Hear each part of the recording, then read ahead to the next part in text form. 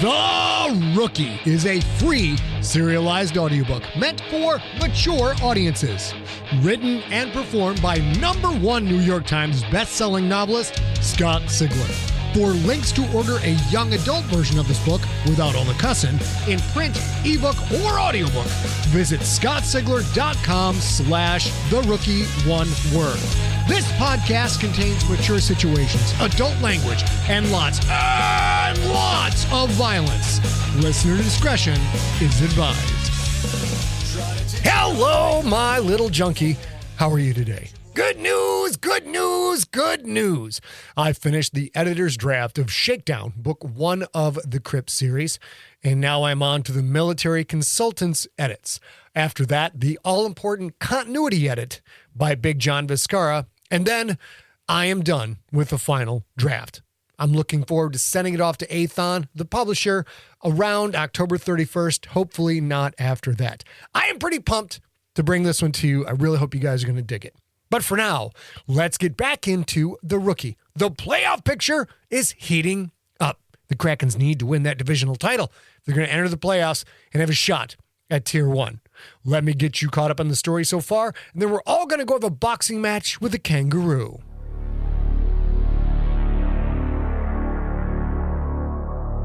Previously on The Rookie, Quentin and his teammates paid off Don Pine's gambling debt.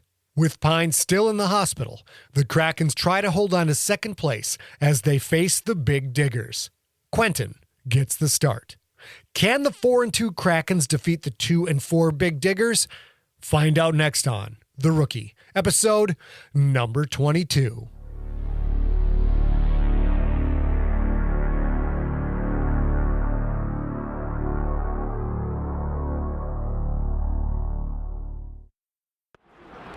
Quentin rolled to the left as the rest of the team moved right.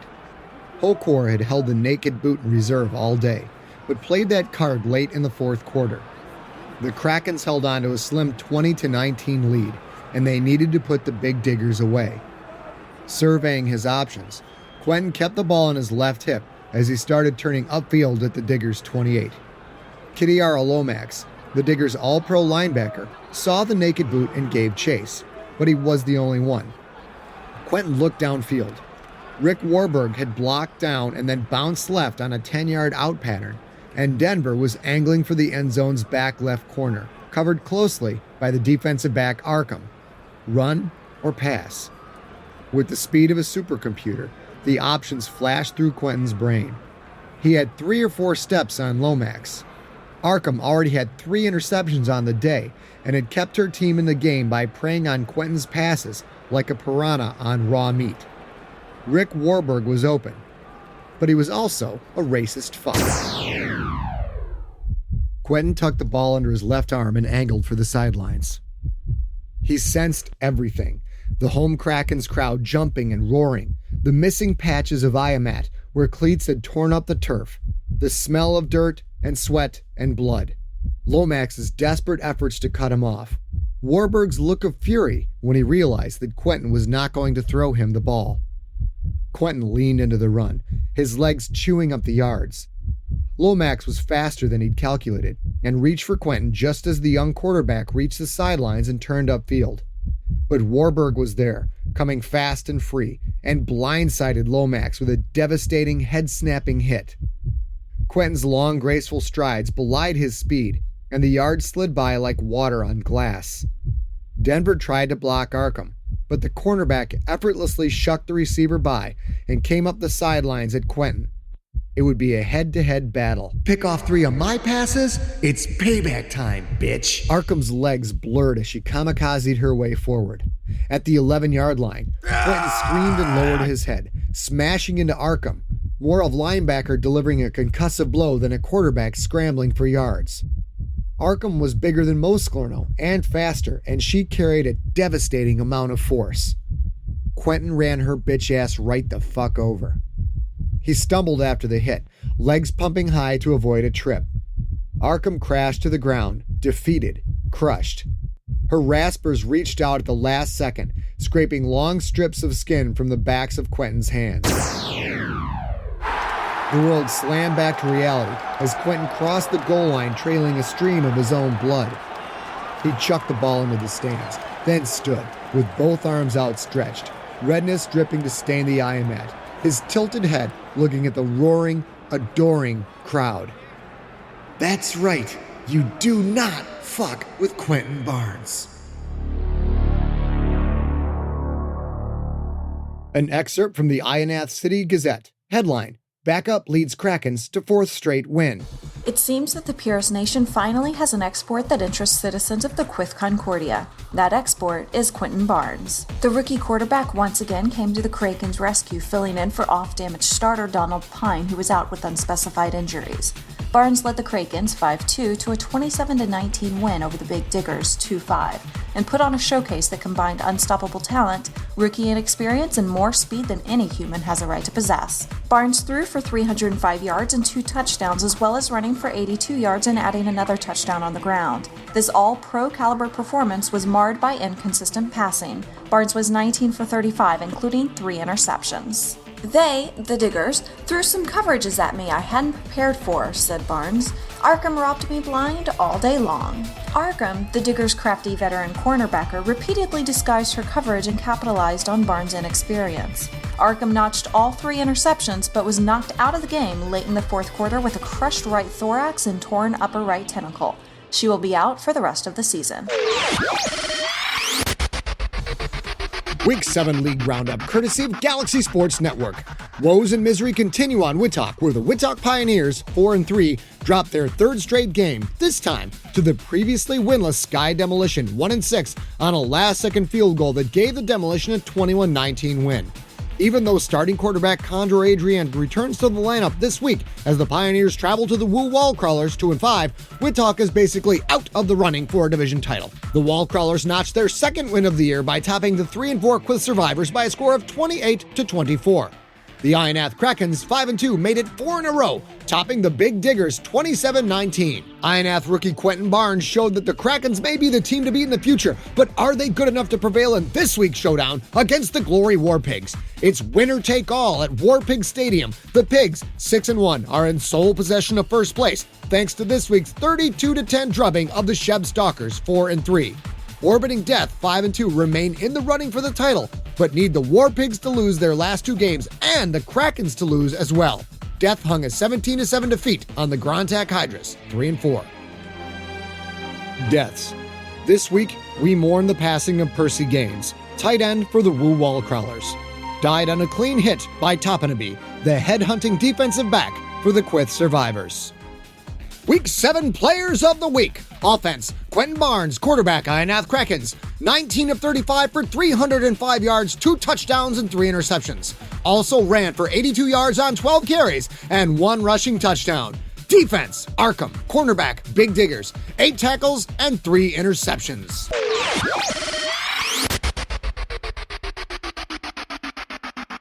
Standings heading into Week 8.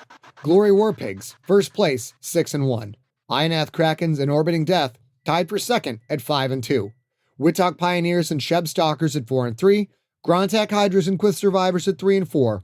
Bigg Diggers and Woo Wall Crawlers at 2-5. And the Sky Demolition at 1-6. Barnes, you're playing much better, but you've got to improve your passing. Come on, coach. I was the Offensive Player of the Week. Can you lighten up a little bit? There is no lightheartedness in interceptions. Quentin nodded. Yeah, that throwing for 305 yards and 2 touchdowns. That's just pathetic. Hokor's fur fluffed, then settled. Sure, those stats are great, but you threw 3 interceptions. Come on, coach. We won the damn game. Hokor's fur ruffled again, and this time stayed ruffled. The season hangs in the balance this week, Barnes. We win, we take over first place. The War Pigs have the best secondary in the league. They're only allowing 150 passing yards a game. Quentin waved a hand dismissively. Big deal. They haven't faced us yet. We'll light them up, man. Pine's well enough to dress this week. Quentin suddenly sat forward, eyes narrowing. I got us to this position, and you know it. Hokor's eye turned translucent black. You're not in charge here, Barnes. I am. You're starting. You've earned it for this game. But I'm letting you know that if you keep throwing interceptions, I'm going to have to sit you down. I would have pulled you last week, but Itzhak couldn't have done any better. Pine can. Quentin felt his temper boiling up to the top, but he concentrated, holding it in check. I studied my ass off for this game. I've worked the holosim over and over. I know those defenders. I just won't throw interceptions. How's that? Ball control. That's what we need. We turn it over against them and we lose. You're doing a great job, Quentin, but you're still a little rough around the edges. Don't take it personally. Oh, I don't, Coach. Not at all. He stood and walked out of the office.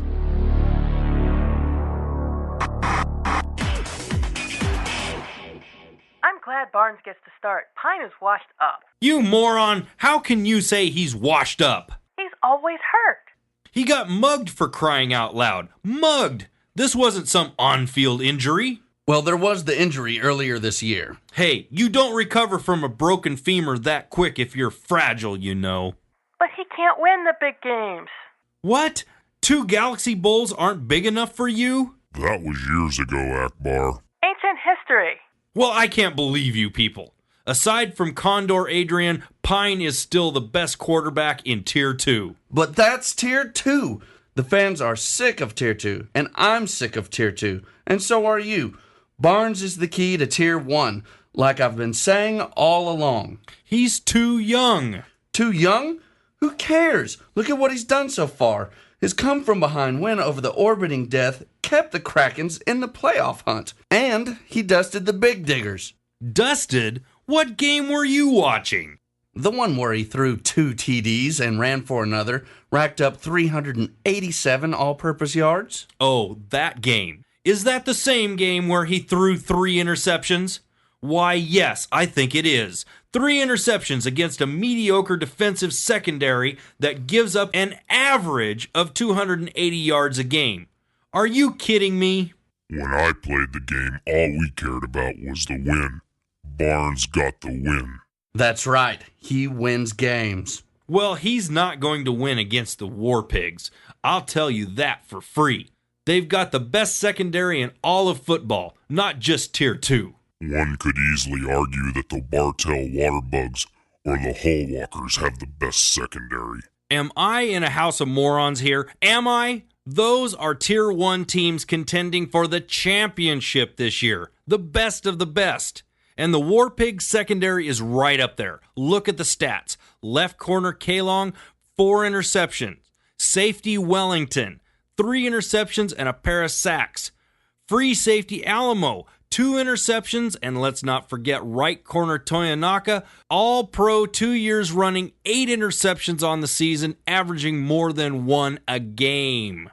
Look, Quentin Barnes is the future of this team. I said it before, and I'll say it again. I've been saying it all along. Barnes needs to start. You're crazy and stupid. Pine needs to start this game. Well, we'll see what happens at game time. Caller, thanks for the call. Next, we've got Amos from Jones 2. Hello, Amos. You're on the space.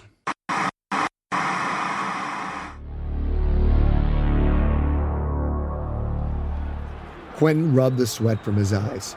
He had never faced a secondary like this one. Arkham had robbed him blind last week, but the rest of the secondary had been mortal.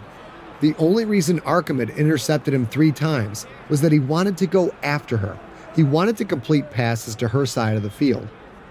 Okor had told him to avoid her, but Quentin hid from no one. You just don't give up a whole side of the field. If he'd have stayed away from Arkham, gone to the easy side of the field, he probably would have come out of the game with no interceptions at all. But the Glory War Pigs were different. There was no easy side of the field. The War Pigs didn't have anyone as good as Arkham, but they had 4 players who were almost in her ballpark. 4. Every time Quentin dropped back, every receiver seemed covered. And if they looked open, they probably weren't. He'd learned that lesson the hard way, throwing 2 interceptions in the first quarter, including one that Kellywang, the War Pigs corner, took to the house for a 33-yard touchdown. The secondary switched from woman to zone in the same play, zone to woman the next, 2 deep with zone under the next. The Pigs linebackers were also damn good, covering passes over the middle and in the flats, trying to take away dump passes to the tight ends and the running backs. His arm hadn't done shit for the Krakens. What had worked, however, were two pairs of human feet, his and Mitchell Fayad's. Late in the second quarter, Fayad already had 80 yards on the ground and a touchdown. Quentin had added a rushing touchdown of his own and another 40 rushing yards, mostly from scrambling because there was no one to pass to. Those 2 touchdowns put 14 points on the board to match the War Pigs' 2 touchdowns. 2nd and 4 on the Krakens' 22. Quentin looked to the sidelines as the Krakens huddled up. Keep it on the ground, Hokor said in his earpiece. 46 sweep right. Quentin breathed a sigh of relief, then felt a wave of anger swarm across his thoughts. What kind of a pussy was he turning into? He'd felt happy because Hokor called a run play. Quentin called the play in the huddle, then walked to the line, marveling at how this defense had taken him right out of his game. Red 21! Red 21! Hut, hut, hut! The ball slapped into his hands. Quentin stepped to his left, planted his left foot, and pivoted all the way around in a smooth motion. Holding the ball in front of him with both hands, he gently flipped it to Fayad, who moved left, 5 yards back and parallel to the line of scrimmage. Right guard Wenaderet pulled to lead block, taking a few steps back from the line, then scuttling right, horizontal to the line. The big key lineman got in front of Fayad, leading him to the outside as they both looked to cut upfield. The War Pigs' outside linebacker picked up the play and drove straight at Wene. The two collided, and Fayad slipped past the block, trying to find open space. Kellyuang, the War Pigs' left cornerback, came up fast, a streaking blur of black jersey with teal numbers and a teal helmet. Fayad tried to cut outside, but Kellyuang dove and tripped up the running back, taking him down for a 4-yard loss. 3rd down and 8. Quentin's stomach churned with butterflies. He had to piss. Tie game, passing situation. Spread right, 22 post. Look for Kobayashi's outcut. Don't go deep, Quentin. We need to hold on to the ball and play for field position. Quentin watched his team gather in the huddle. He looked back at the War Pigs, who were gathering in their own huddle. Was Kellyuang limping? Was she hurt? Quentin's mind raced. If she was hurt, he had to go after her. He called the play, and the Krakens lined up for the snap. 22 post held a couple of options. Haywick on a deep post down the left side, Kobayashi on an outcut, and Scarborough on a flag right, which would put her head-to-head with Kellyuang deep down the field. Blue 16! Hut! Quentin dropped back, ball held high, eyes watching the entire field at once. The receivers sprinted downfield in that weird real-time slow-motion dance. He saw Kobayashi cut out to the right, where he already had a step on the linebackers. Haywick was covered like stink on shit. Quentin planted and stepped up. At 15 yards, Scarborough broke right on her flag cut, a half step ahead of Kellyuang. Quentin fired the ball on a rope. The brown missile streaked through the air at 80 miles an hour, so fast that Kellyuang never had a chance at it. Scarborough turned back. The ball hit her in the chest so hard, it knocked her over. She slid out of bounds 20 yards downfield. 1st and 10 on the Krakens 42, 3 minutes to play in the first half. Kellyuang turned and ran back to the huddle. She was limping, just a bit. Her stats flashed through his head. 4-year veteran, played 2 seasons of Tier 3 ball with the New Orleans Saints of the Earth League. She'd clocked a 3.140 in full pads, while Scarborough's best time was 3.2. Kellyuang could also jump 22 feet into the air, and she'd missed 2 games last season with a fissured left lower leg. The same leg she seemed to be favoring now. Nice pass. Hokor said in his earpiece. Now back to the ground attack. Basic package, sweep, left. Quentin looked to the sidelines. Hokor stood there, clipboard in hand. Pine stood next to him, helmet under his arm like a picture off a Wheaties box. But coach, Kellyuang looks hurt. Let's go after her. Kellyuang's hurt? Hokor turned to Pine, who viciously shook his head no. He then said something to Hokor that Quentin couldn't make out. Stick to the ground. Pine says Kellyuang is faking it. Faking it? Just run the plays I call, Barnes! Quentin jogged back to the huddle, his eye on the play clock. He had to get this play off in 15 seconds or suffer a delay of game penalty. Faking. What defensive back would fake an injury and allow a 20-yard pass? She wasn't faking. She was hurt. Okay, kiddies, Quentin said to his huddle. let's get this play off quick. Y set, roll out left, double post. Scarborough, does Kellywang seem a little slow to you? Yes, not as fast as before. Then you bust your little ass downfield, got it? We're going to take the wind out of their sails right now. Quentin broke the huddle and sauntered up behind center. A quick bada-bap on the center's carapace, and he was ready to roll. Red 12! Red 12! Hut! The trenches clashed as Quentin, a lefty, dropped back and rolled out to his left, eyes constantly scanning downfield.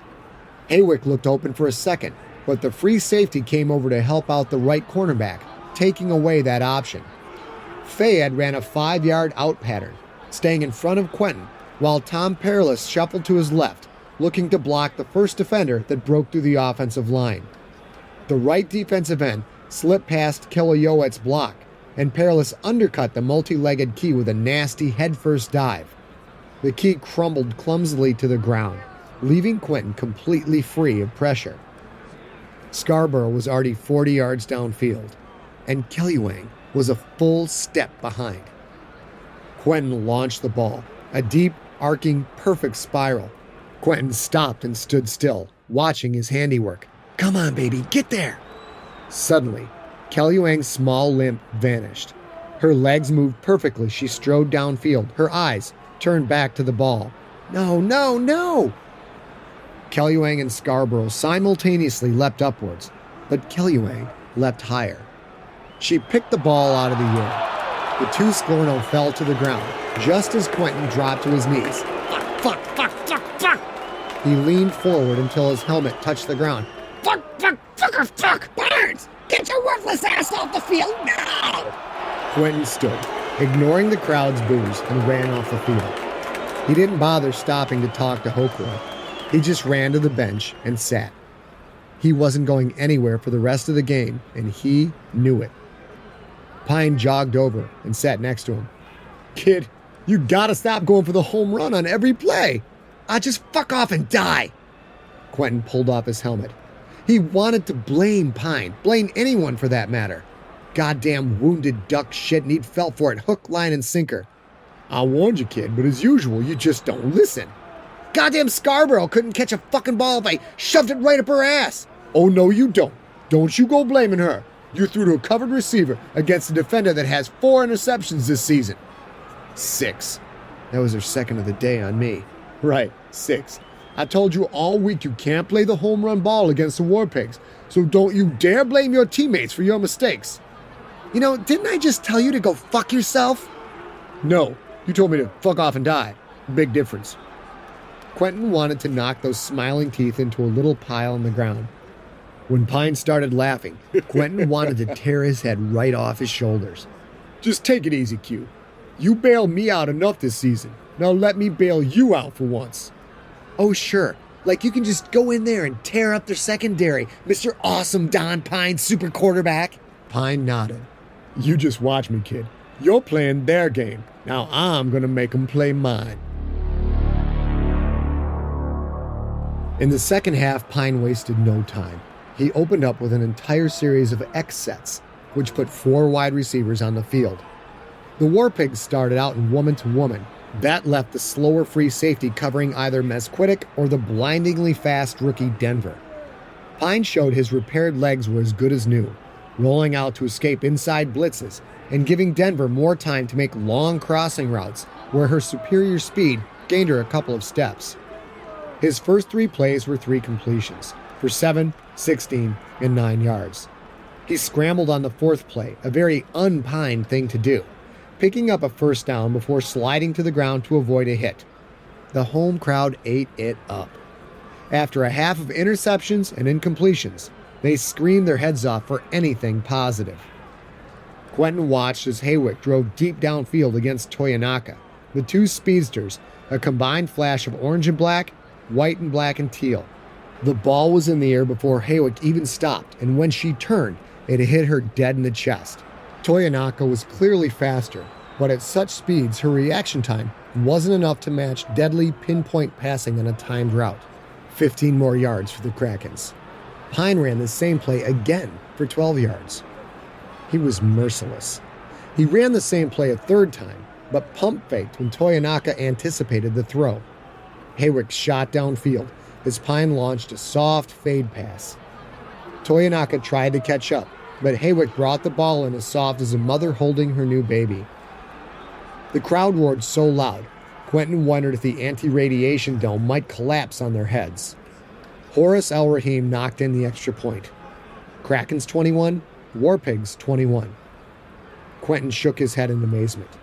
Toyonaka was an all-pro, and Pine had gone right after her, making her his bitch in just 3 plays.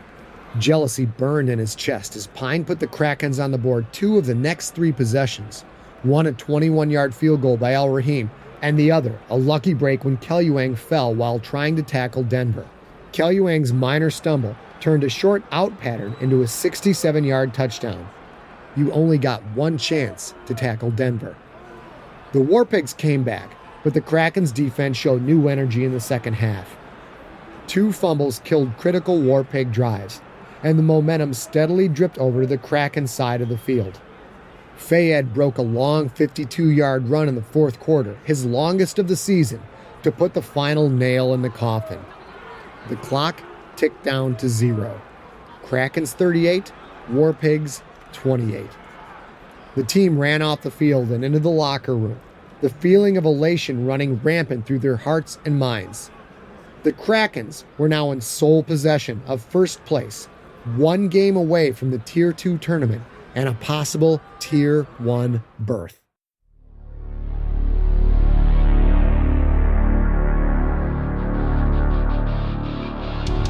You have been listening to The Rookie, Book 1 of the Galactic Football League series. Produced by Ariok Morningstar with post-production by Steve Rickyberg. Written and performed by Scott Sigler. For more information on the author and more free stories, go to scottsigler.com. Theme music is the song The Kids Are Coming For You by the band Superweapon. Superweaponband.com. You're trying to say